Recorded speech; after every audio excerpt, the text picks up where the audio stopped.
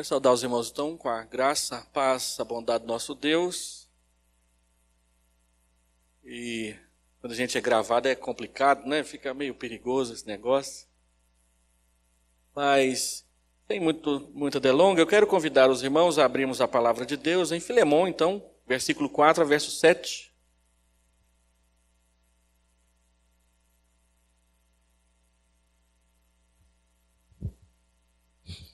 Livro de Filemão, verso 4 a verso 7, nós vamos fazer um negócio diferente. Nós vamos ler a epístola toda, que ela é imensa, tem um capítulo só.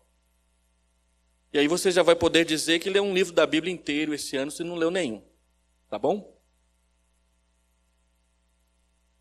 A epístola de Filemão. Paulo, prisioneiro de Cristo Jesus, e o irmão Timóteo, ao amado Filemão, também nosso colaborador. E a irmã Áfia e a Arquipo, nosso companheiro de lutas, e a igreja que está em tua casa. Graça e paz a vós outros da parte de Deus, nosso Pai, e do Senhor Jesus Cristo. Dou graças ao meu Deus, lembrando-me sempre de ti nas minhas orações, estando ciente do teu amor e da fé que tens para com o Senhor Jesus e todos os santos, para que a comunhão da tua fé se torne eficiente no pleno conhecimento de todo o bem que há em nós para com Cristo. Pois, irmão, tive grande alegria e conforto no teu amor, porquanto o coração dos santos tem sido reanimado por teu intermédio. Pois bem, ainda que eu sinta plena liberdade em Cristo para te ordenar o que convém, prefiro, todavia, solicitar em nome do amor, sendo que sou Paulo, velho e agora até prisioneiro de Cristo Jesus, sim, solicito-te em favor de meu filho Onésimo, que gerei entre algemas. Ele antes te foi inútil, atualmente, porém, é útil a ti e a mim. Eu te envio de volta em pessoa, quero dizer, o meu próprio coração. Eu queria conservá-lo comigo mesmo, para em teu lugar me servir nas algemas que carrego por causa do Evangelho. Nada, porém, quis fazer sem o teu consentimento, para que a tua bondade não venha a ser como que por obrigação, mas de livre vontade. Pois acredito que ele veio a ser afastado de ti temporariamente, a fim de que o recebas para sempre, não como escravo, antes muito acima de escravo, como irmão caríssimo, especialmente de mim e com maior razão de ti, quer na carne, quer no Senhor. Se, portanto, me consideras companheiro, recebe-o como se fosse a mim mesmo. E se algum dano te fez, ou se te deve alguma coisa, lança tudo em minha conta. Eu, Paulo, de próprio punho escrevo, eu pagarei, para não te alegar que também tu me deves até a ti mesmo. Sim, irmão, que eu receba de ti no Senhor este benefício, reanima-me o coração em Cristo. Certo como estou da tua obediência, eu te escrevo, sabendo que farás mais do que estou pedindo. E ao mesmo tempo, prepara-me também pousada, pois espero que por vossas orações vos serei restituído. Saúdam-te Epáfras, prisioneiro comigo em Cristo Jesus, Marcos, Aristarco, Demas e Lucas, meus cooperadores. A graça do Senhor Jesus Cristo seja com o vosso espírito. Vamos orar. Pai, nós lemos a palavra do Senhor, na qual cremos, e que confiamos é a mensagem do Senhor para as nossas vidas, para nos dirigir, para nos conduzir, para pastorear as nossas almas, as nossas vidas. Visita-nos com a luz do teu Santo Espírito. Ensina-nos a verdade do Senhor e o caminho do Senhor. Seja com cada um dos irmãos e das irmãs aqui presentes e com todo o rebanho dessa igreja. Nós oramos agradecidos e pedindo a tua condução em nome do Senhor Jesus. Amém. Meus irmãos, quando nós falamos sobre a vida da igreja, alguns autores afirmam que o zelo pela manutenção da qualidade de 3 fatores é crucial para o crescimento saudável de uma igreja local. Esses 3 fatores são a pregação, a oração e a comunhão. Esses 3 fatores somados, eles permitem que a igreja usufrua e viva uma vida cristã saudável. A pregação para o anúncio do Evangelho e também o ensino para que andemos com o Senhor, a oração para que mantenha viva o caminho de comunicação entre Deus e o seu povo, E a comunhão que permite que haja cuidado, interesse e unidade por parte da igreja. Uma pesquisa recente feita nos Estados Unidos tem constatado que um dos fatores mais importantes para que uma igreja se mantenha saudável é exatamente a comunhão entre os membros da igreja. E essa mesma pesquisa diz que nos Estados Unidos, a média de permanência de uma família numa igreja é de 6 anos. No passado era 30 anos. Hoje em dia, a mobilidade de uma igreja para outra por causa de emprego, por causa de problemas, por causa de um monte de fatores, alguns positivos, outros negativos, tem feito com que essa mobilidade faça com que a porcentagem de permanência de uma família média numa igreja seja de apenas 6 anos. E perguntados por que algumas famílias permanecem mais tempo do que isso, elas dizem que a comunhão da igreja, o acolhimento da igreja é um fator importantíssimo para que elas permaneçam, continuem frequentando a sua igreja. Aqui em São Paulo é muito mais complicado nós averiguarmos isso. Em Goiânia, que já é uma cidade de 2.200.000 habitantes, tem alguns irmãos que frequentam a nossa igreja que passam na porta de pelo menos 3 ou 4 outras igrejas presbiterianas antes de chegar na nossa.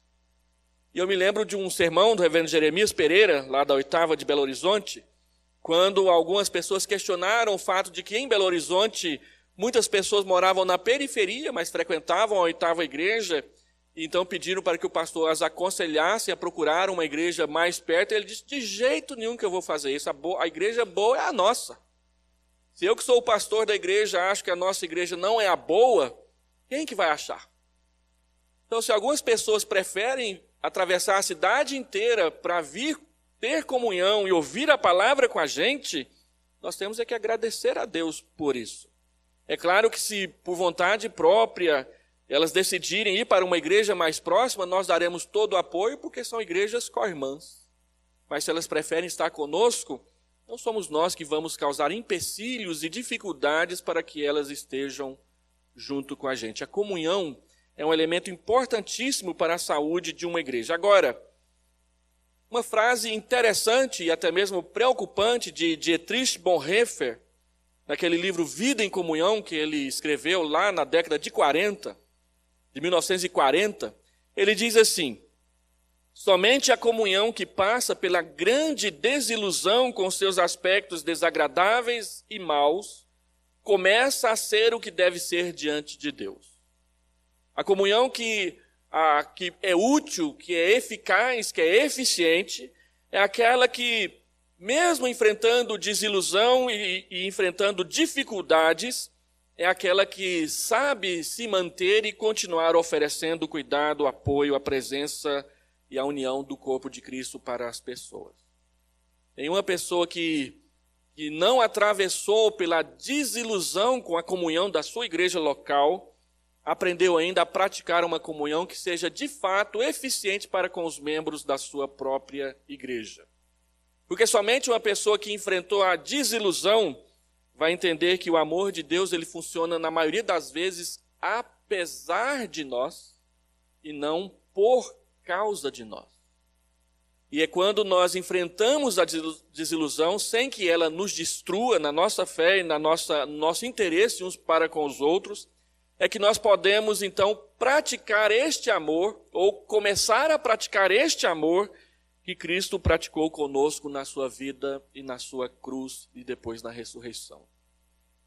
Pessoas que estão sempre reclamando das outras, elas ainda não aprenderam a viver a comunhão que deve ser a comunhão da igreja de Deus. E esse texto que nós lemos, de Paulo escrevendo a Filemon, é um texto importantíssimo para nos ensinar a respeito disso. Por quê?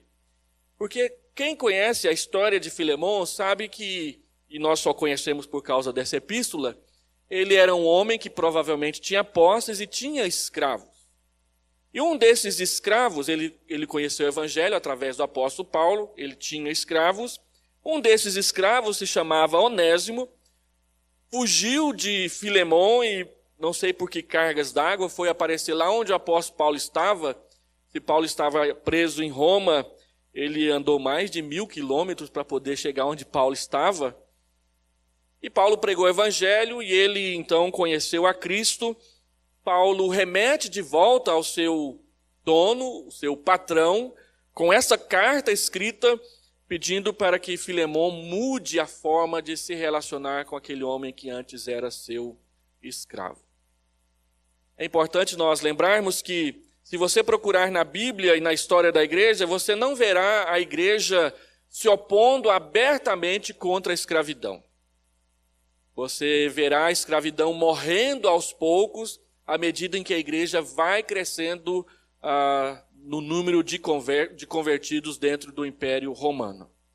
A igreja, eu penso, ela seguia aquilo que Israel ensinava lá, Levítico capítulo 23, quando Moisés dizia para os israelitas que era permitido ter escravos, mas havia algumas regulamentações que mudavam essa relação. O israelita poderia ter escravos, mas se o seu escravo, por exemplo, se convertesse ao judaísmo, se tornasse um prosélito, ele deveria ser liberto.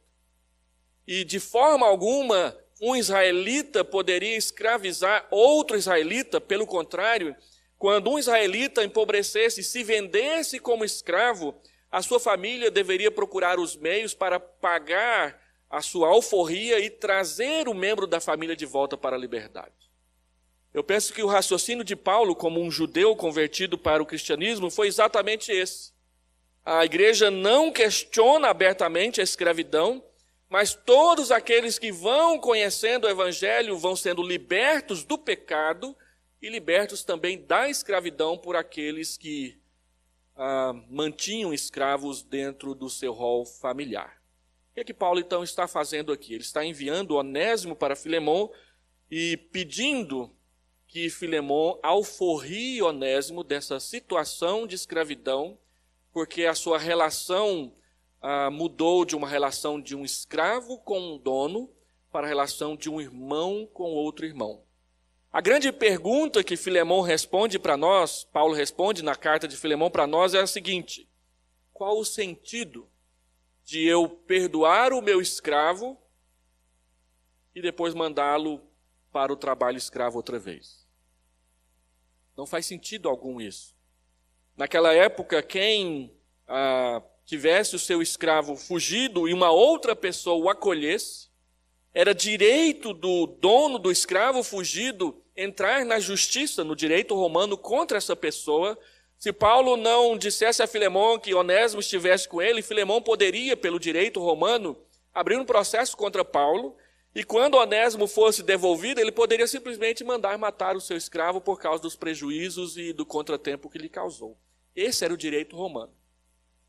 Paulo, sabendo disso, então ele diz: enviarei Onésimo outra vez, com essa carta na mão, pedindo para que Filemon não mais trate Onésimo como escravo, mas como seu irmão em Cristo. E é isso que ele faz no decorrer da epístola. Antes ele foi inútil, mas agora ele é útil.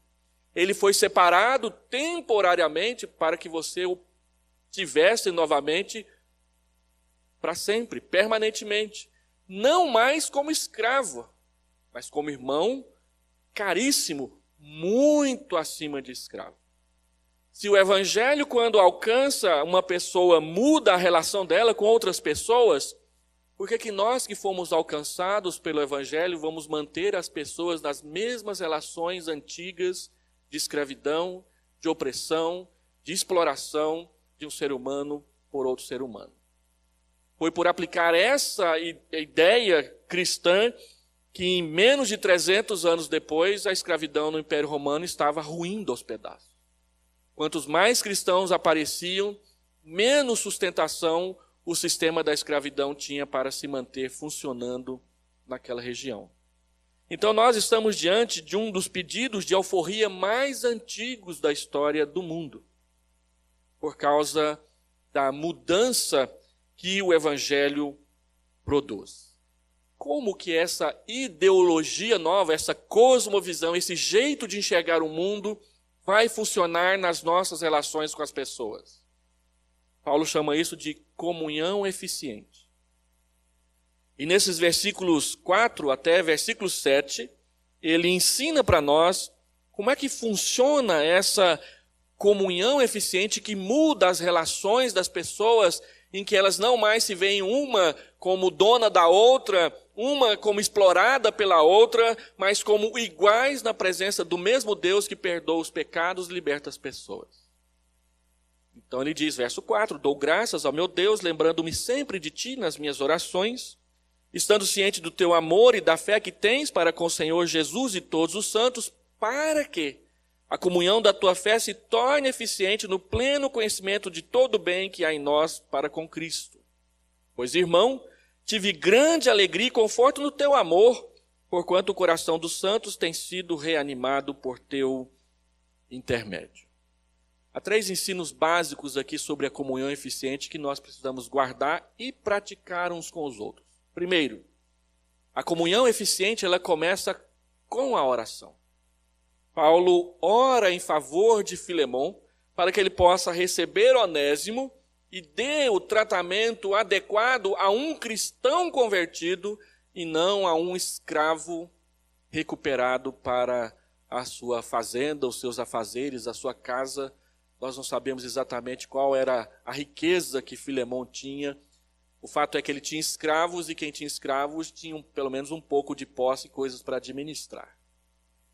Paulo fala 3 questões relacionadas à oração que mudam os nossos relacionamentos. Primeiro é que a oração é de gratidão. Dou graças ao meu Deus.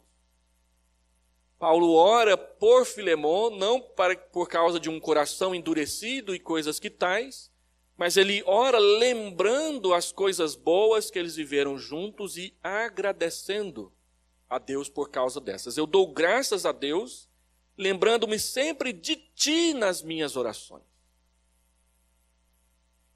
Nós precisamos aprender a agradecer a Deus pelos membros da igreja que comungam conosco na comunhão do corpo da igreja onde estamos juntos.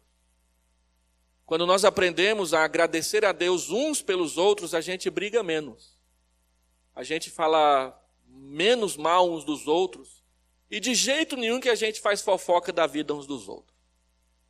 É interessante, Dietrich Bonhoeffer, no seu livro Vida em Comunhão, ele fala o seguinte: como que eu vou falar mal do irmão por quem eu sei que Cristo morreu? Quando eu oro agradecendo pela vida de algum irmão, pela vida de alguma irmã, eu oro pela vida daquele que se tornou irmão porque Cristo morreu por ele. Aquela que se tornou irmã porque Cristo se entregou à morte de cruz por ela. Então, se eu oro por essa pessoa, eu acabo vendo o rosto de Jesus no rosto dela. Como que eu posso fazer uma oração ruim por aquele e por aquela que eu aprendi que Cristo morreu por ele? Então, nós aprendemos a agradecer. Paulo ora por Filemon, não porque ele tem um problema para administrar. Ele ora por Filemon porque ele o conhece e sabe o bom cristão que ele se tornou. Então, o primeiro fato é que a oração, ela é de gratidão. Segundo, que essa oração, ela é construída em cima das boas lembranças do relacionamento que havia em comum. Lembrando-me sempre de ti nas minhas orações. Paulo menciona Filemon nas orações que ele faz a Deus, porque ele conhece Filemon.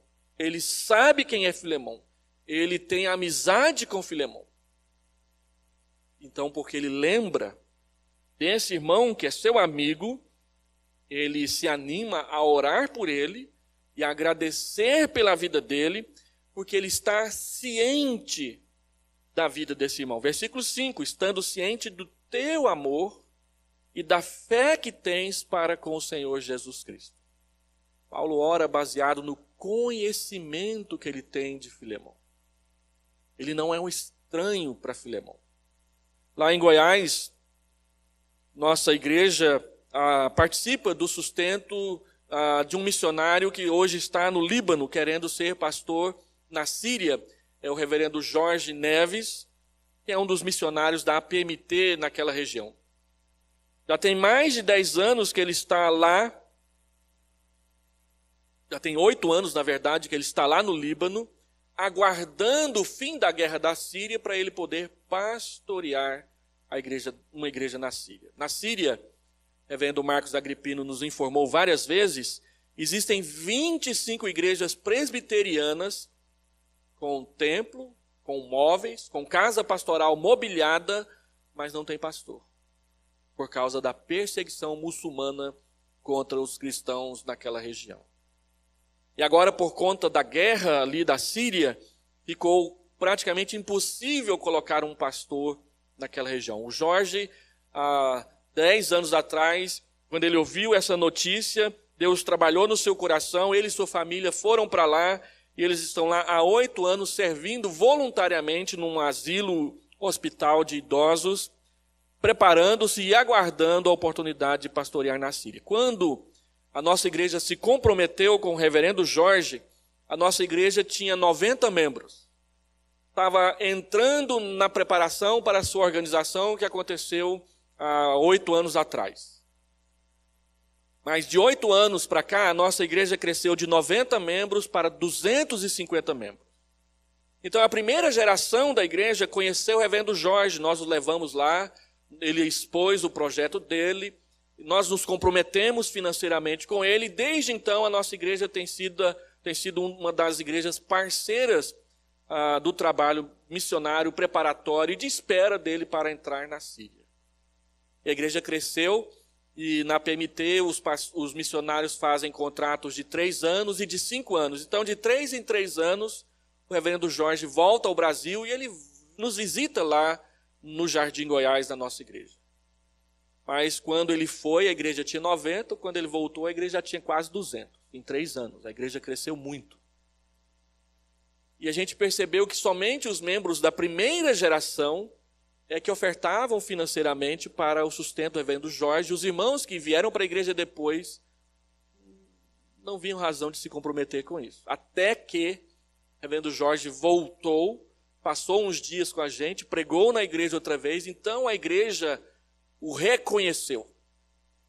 E aí os membros da nova geração também começaram a contribuir financeiramente para o sustento dele. Por quê? Eles não conheciam, agora eles passaram a conhecer. É interessante como que nós oramos com mais voluntariedade, com mais interesse, com mais participatividade por aqueles e com aqueles que a gente conhece. E menos com aqueles que nós não conhecemos. Porque a presença, o apertar a mão, o ouvir o sermão, o almoçar juntos, o tomar um café juntos na igreja ou numa casa, nos aproxima. Paulo usa desse princípio para chegar ao coração de Filemão e interceder em favor de Onésimo. Eu te conheço. Por isso eu posso te pedir, eu posso interceder e eu posso esperar que Deus mude a sua atitude e você comece a pensar junto comigo em favor dessas pessoas. Por isso que é sempre importante, quando nós estamos comprometidos com uma obra missionária ou com um missionário específico, trazê-lo à nossa igreja, para que a igreja o conheça, para que a igreja saiba que o nosso compromisso com ele não é um compromisso de papel, mas é um compromisso de estar juntos. Nós estamos falando de gente que tem carne, que tem osso e que tem necessidades, e que está num projeto que Deus enviou, do qual nós nos tornamos mantenedores e base dessa pessoa. Paulo ora com gratidão, Paulo ora baseado na sua lembrança, e Paulo ora pensando no conhecimento que eles têm juntos. A oração é de intercessão, ele ora a favor dele, a oração é de gratidão, e algo que eu ainda não falei, a oração é contínua. Observem no texto que ele diz, lembrando-me sempre de ti nas minhas orações. Paulo não orava por Filemão de vez em quando. Paulo orava continuamente. E isso é algo que a igreja precisa aprender a fazer. Orar com persistência, orar com perseverança em favor daquelas pessoas que fazem parte das nossas vidas. Então, oração eficiente começa com oração. Se nós não aprendermos a orar uns pelos outros, a nossa comunhão na igreja não vai melhorar. Ela melhora quando nós nos comprometemos em oração uns com os outros. Se nós oramos mais, a saúde da comunhão da igreja aumenta e se fortalece. Se nós oramos menos, a saúde e a comunhão da igreja se enfraquece e esfria. Segundo lugar, então, que é o cerne da mensagem de Paulo, a comunhão eficiente é também o objetivo da oração. Paulo não só ora porque ele o conhece e está agradecido por isso, mas Paulo ora para que ele mude e melhore as suas atitudes de comunhão dentro da vida da igreja. Olha o verso 6. Para que a comunhão da tua fé se torne eficiente no pleno conhecimento de todo o bem que há em nós para com Cristo. Para que é uma expressão que diz respeito a propósito. O propósito da oração é que Filemon tenha condição de praticar uma comunhão que seja melhor do que simplesmente dizer. Observe que ele ora para que a comunhão da fé de Filemon se torne eficiente. Por quê? Porque ela pode se tornar deficiente. Ou porque ela pode se tornar ineficiente. Não é para que ela seja ineficiente, não é para que ela seja deficiente, é para que ela seja eficiente. A palavra traduzida por eficiente aqui tem tudo a ver com a facilidade de você poder estar aí sentado no banco e me ver pregar. Porque a palavra energeia, da onde lá no Goiás nós chamamos de energia. Quando você vai pagar a sua conta de luz, você não paga a conta de luz, você paga a conta de energia. Lá em Goiás é a CELG, que agora já mudou de nome. Mas energia é o poder eficiente. É o poder que alcança o resultado que você precisa. Paulo ora para que a nossa comunhão ela alcance os resultados que Deus estabeleceu para ela conseguir e alcançar. A palavra traduzida por eficiente aqui é uma das palavras traduzidas por poder em Efésios, capítulo 1, versículo 15, e depois em Efésios, capítulo 3, ali entre o versículo 18 até o 21. A energia é o poder de determinar que as coisas aconteçam e elas aconteçam. Então, se acabar a energia, alguém esbarrar no interruptor e apagar a luz, você vai lá, aperta o interruptor e a energia volta. Porque há uma eficiência nesse ato de ligar a luz com o interruptor que interrompe ou liga a energia que vem dos postes de luz aí para nós. Deus quer que a nossa comunhão seja assim, ela produza resultados aparentes, visíveis, permanentes e eficazes na vida uns dos outros. Porque uma comunhão ineficiente é aquela comunhão que não chegou a ser o que ela tem que ser. E a comunhão deficiente é aquela comunhão cheia de defeitos. E não consegue se manter adequada diante das demandas que são necessárias para ela continuar existindo. A comunhão eficiente é aquela que produz aquilo que é necessário, que é bom e que deve ser o resultado da comunhão, que é o amor, o respeito, a amizade entre as pessoas. Paulo diz que a oração tem como objetivo uma comunhão eficiente. Não outro tipo de comunhão. E essa comunhão eficiente, ela se torna eficiente por causa de duas características. O pleno conhecimento de todo o bem e o pleno conhecimento desse bem para com Cristo.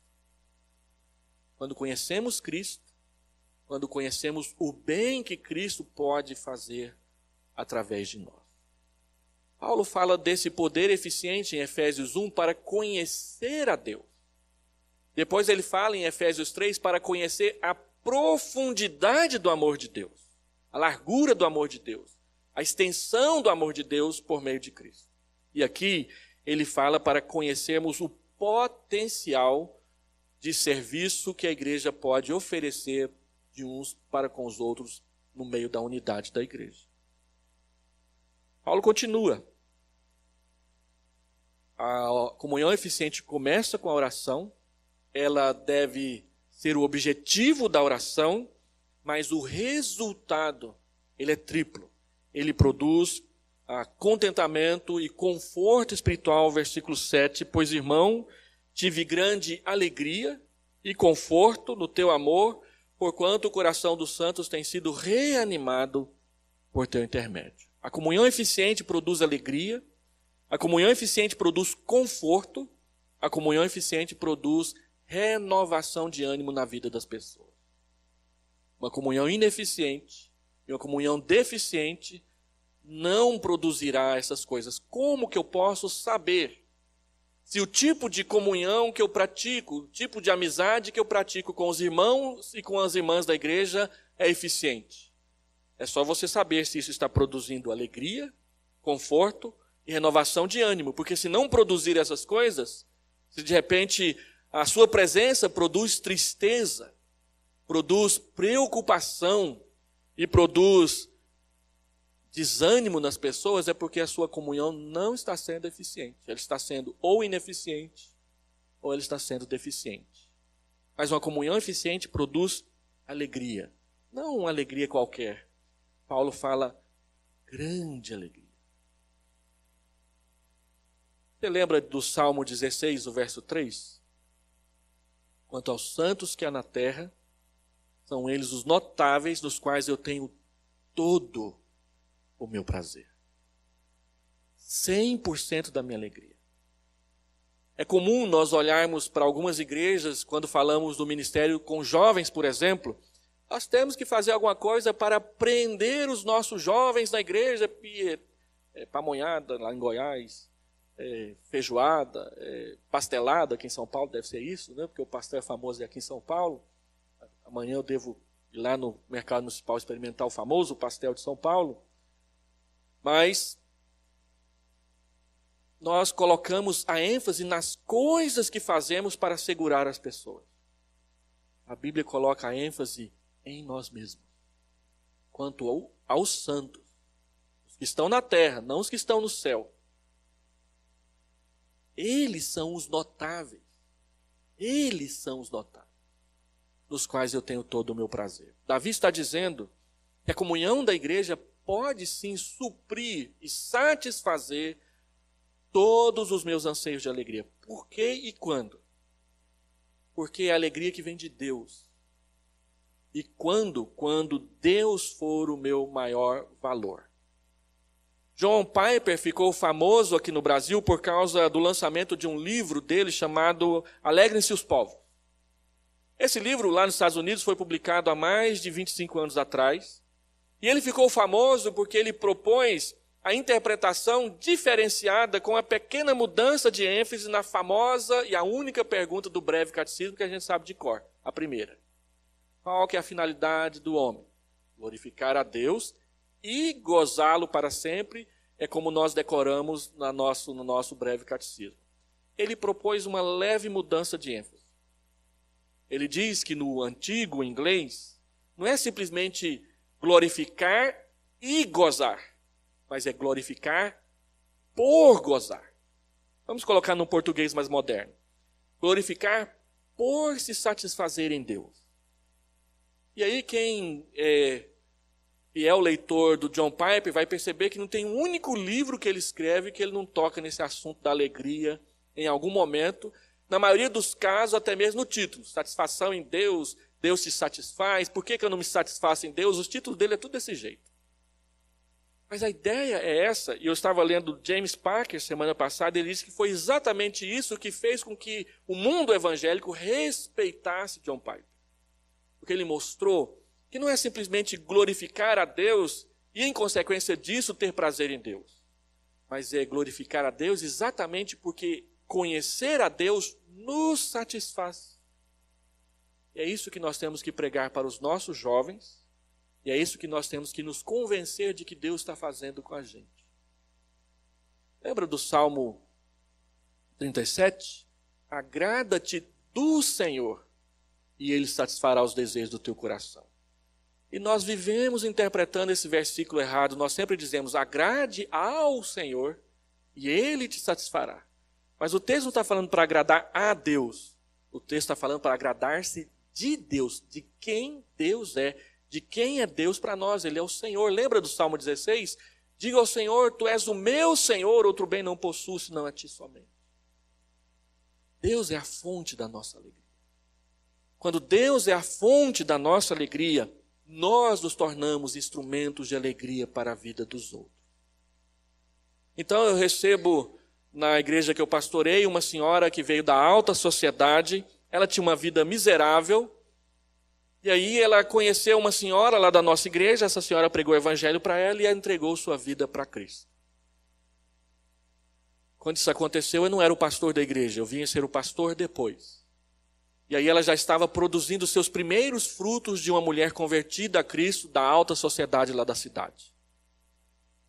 E um dia então ela me procura e diz, olha pastor, um amigo do meu marido chegou para mim e perguntou, da onde que vem a sua alegria? Você não era assim. E eu quero essa alegria para mim, você pode me mostrar o caminho? E ela pensou assim, eu sou casada, ele é divorciado, e se eu for discipular, esse negócio não vai dar certo. Como diz a minha filha lá em Goiás, isso vai dar ruim. Né? Então ela chegou para mim e disse, pastor, o senhor é homem, ele é homem, então o senhor poderia discipulá-lo, falar a respeito dessa alegria que o crente conhece. Então nós fomos discipulá-lo e ele me disse, olha, eu me interessei pela igreja porque eu vi naquela mulher que é minha amiga de longa data que a vida dela mudou depois que ela começou a frequentar a sua igreja. Por que a vida dela mudou? E a resposta é uma só. Jesus. É Jesus que muda tudo. É Ele que muda as coisas. E o texto diz que quando Ele muda as coisas dentro de nós, nós nos tornamos seus instrumentos para mudar as coisas na vida dos outros. E ele diz que produz grande alegria. Não é somente uma alegria qualquer, mas é uma alegria que não cabe mais dentro da gente. E quando ele fala isso, ele introduz com um vocativo, pois irmão. O vocativo no texto original grego, já na época do apóstolo Paulo, era uma expressão rara. Ela não estava tão usada assim. Mas ela era mais ou menos como no português, quando você vai chamar a atenção de alguém, e você vai escrever que chamou a atenção de alguém, você coloca um ponto de exclamação. Pois irmão, você muda a entonação da voz. Preste atenção, você falar algo exclamando, olha, isso aqui é importante. Paulo está dizendo, olha, a sua alegria, a sua vida, traz alegria. Eu, Paulo, tive grande alegria e conforto no teu amor. Da onde que vem a possibilidade de ajudar outras pessoas a se encontrar com alegria? Do amor. E Deus é amor. O amor de Deus é mostrado de forma claríssima na cruz. Romanos, capítulo 5, versículo 8, você sabe de cor. Porque Deus prova o seu próprio amor para conosco pelo fato, o acontecimento de Cristo ter morrido na cruz por nós, sendo nós ainda pecadores. Nós éramos pecadores, nós éramos inimigos, nós éramos rebeldes. E mesmo assim Deus nos amou. Então, a alegria, ela procede desse tipo de amor. E esse tipo de amor nós só encontramos em Deus. Segundo, o amor e a comunhão não produz somente alegria, ela produz também conforto. Conforto é uma palavra que tem a ver com a morte. A palavra traduzida por conforto aqui, ela é usada também em João 11. Você se lembra o que está escrito lá em João 11? Quem lembra? Ressurreição de... Pastor, não vale, tem que ser outro. Quem ouviu o que ele falou? Ressurreição de Lázaro. Lá diz que quando Marta e Maria estavam chorando a morte do seu irmão, os judeus vieram para confortá-la. É a mesma palavra traduzida aqui no versículo 7 por conforto. Então, conforto é algo que você experimenta no dia de luto, o dia mais triste da sua vida. Eu fui pastor de uma igreja que tinha um senhor chamado Adir. Seu Adir tinha vindo para a igreja do baixo espiritismo.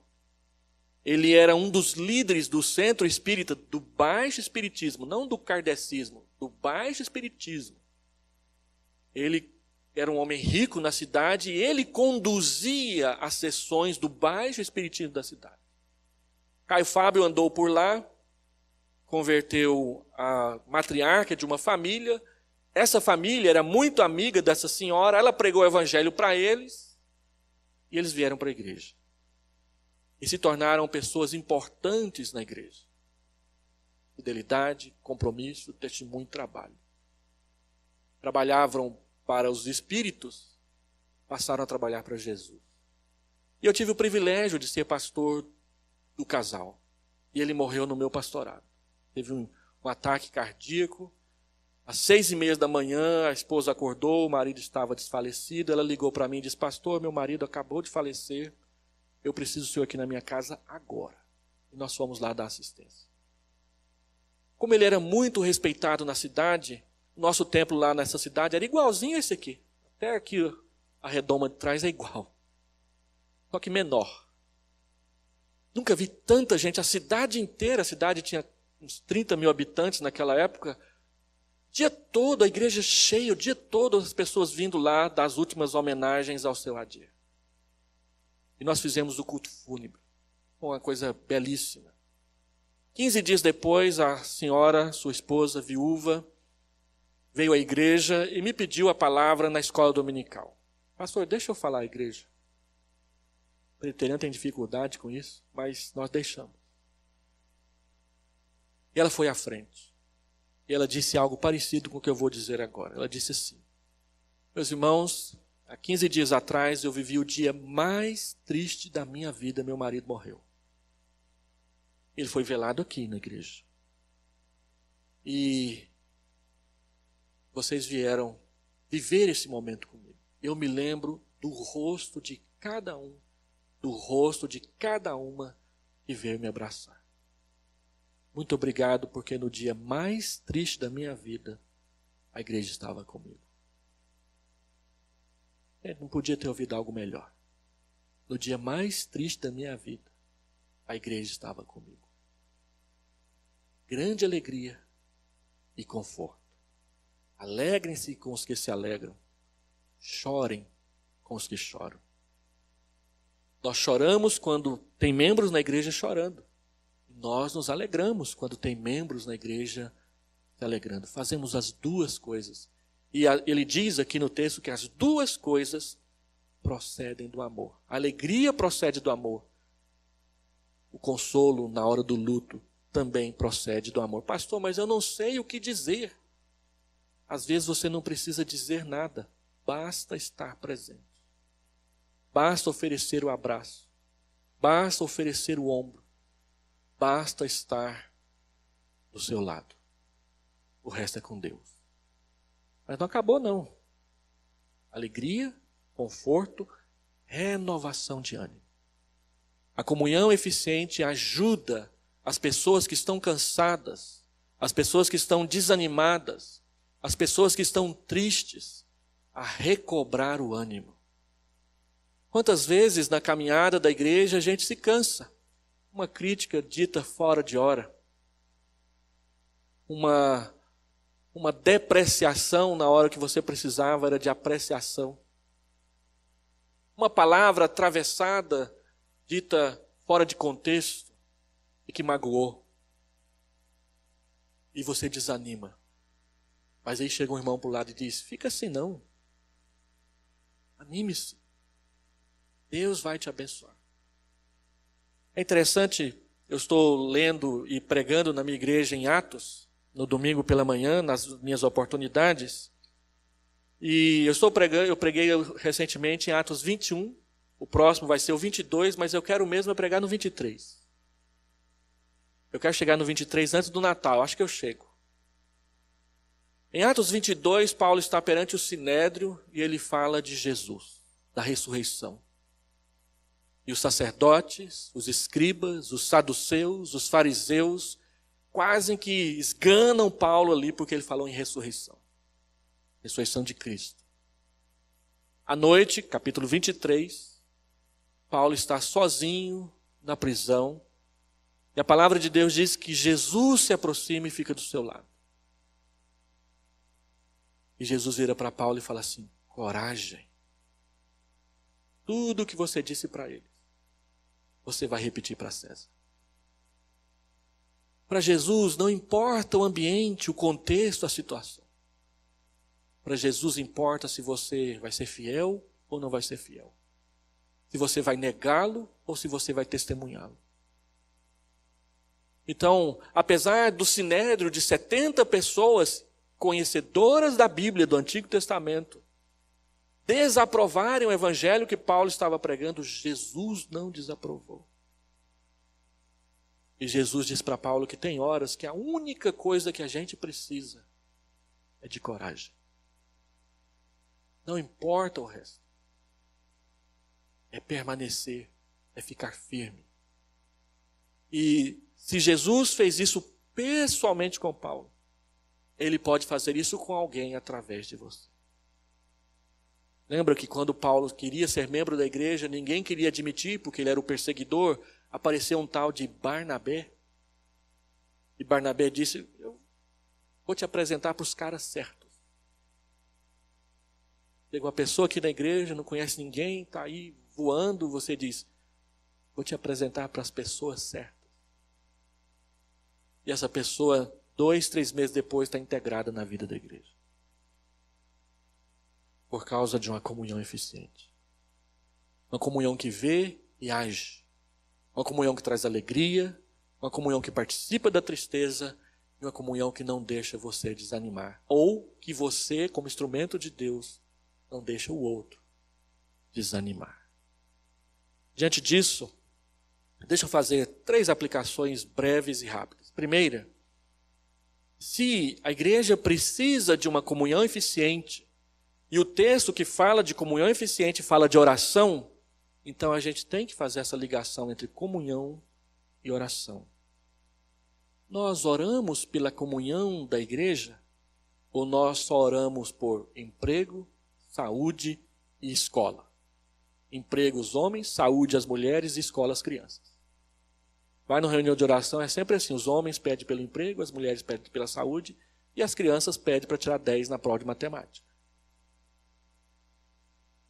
Precisamos aprender a orar por algo mais do que isso. Um livro que eu recomendo aos irmãos lerem é o Chamado à Reforma Espiritual, de Donald Carson. Ele trabalha só as orações de Paulo no Novo Testamento. E ele trabalha nesse livro exatamente comparando as orações de Paulo com as orações da igreja moderna. Como que a gente ora diferente? Nós temos que começar a aprender a orar pelo que e como o apóstolo Paulo orava nas suas orações, como essa daqui. Ele ora pela comunhão da igreja. Ele não ora somente para que a igreja esteja bem financeiramente, que o pastor não morra de ataque cardíaco no púlpito e para que tudo esteja bem mais para frente. Não. Elas oram uns pelos outros, pelo cuidado, pelo amor, pela alegria, pela renovação de ânimo. Ore pela comunhão dentro da sua igreja. Segundo, disponibilize-se. Um dia, Charles Spurgeon pregou no seu tabernáculo metropolitano para 8.000 pessoas. Lá no meio tinha um sapateiro. Um sapateiro semi-analfabeto. O nome dele era Moody. E depois ficou conhecido na história da igreja como D.L. Moody. Moody mal sabia ler. E aí ele ouviu Spurgeon dizer a seguinte frase: o mundo está para ver o que Deus pode fazer em, com e através daquela pessoa que esteja disposto a fazer a sua vontade. E Moody ouviu aquele sermão, todo mundo que ouviu Spurgeon voltava encantado para casa. A gente só não faz isso porque a gente não estava lá. Mas ele voltou para casa, ajoelhou-se ao pé da cama e disse: Senhor, levanta este homem, levanta essa pessoa do nosso meio. E diz um dos seus biógrafos, que quando ele terminou a oração, ele já estava orando diferente. Senhor, será que eu não posso ser este homem? Será que eu não posso ser essa pessoa? E ele, mesmo sendo um semi-analfabeto, daí ele começou a estudar, para estudar a Bíblia. Fundou o grande seminário Moody nos Estados Unidos, que forma pastores e envia para o mundo inteiro. E ele era o grande evangelista do segundo grande despertamento norte-americano pelo lado batista. Entre os presbiterianos era o Charles Finney, mas essa é outra conversa que a gente explica melhor numa outra situação mais propensa. O fato é que ele se disponibilizou. Abraham Bult, com 16 anos de idade, foi encontrado à mesa da sua casa, batendo a mão na mesa e dizendo: Senhor, se o Senhor pode me usar, então me usa. E ele então logo depois fundou o Exército da Salvação. Lá em Goiás a gente nunca vê, mas aqui em São Paulo de vez em quando você tropeça num irmão uniformizado pedindo donativos em favor de pessoas carentes. Billy Graham, com 18 anos de idade, diz que estava ao pé da sua cama, no seu quarto, dizendo: Deus, se o Senhor pode me usar, então me use. Se o Senhor não pode me usar, então me dispensa. E não preciso falar a respeito dos efeitos do ministério de Billy Graham para ninguém. Todo mundo conhece. Disponibilize-se. Queira ser instrumento de Deus na vida de outras pessoas. Não importa se você treme, se você fica com vergonha, se você não conhece tanto a Bíblia, não importa. Deus é capaz de te usar grandemente para abençoar a vida de outras pessoas. E terceiro, lembre-se de que você pode encontrar 100% da sua alegria no meio do povo de Deus quando, e somente quando, Deus for o grande valor da sua vida. A pérola de grande valor. O tesouro escondido no campo. O tesouro que é guardado em vasos de barro. Para que a excelência do ministério seja de Cristo e não de nós. Nós só temos razão e porquê se Cristo for visto através de nós. Lembre-se disso. Vamos orar. Pai, abençoa os irmãos e as irmãs aqui nesta hora. Eles ouviram a Tua palavra.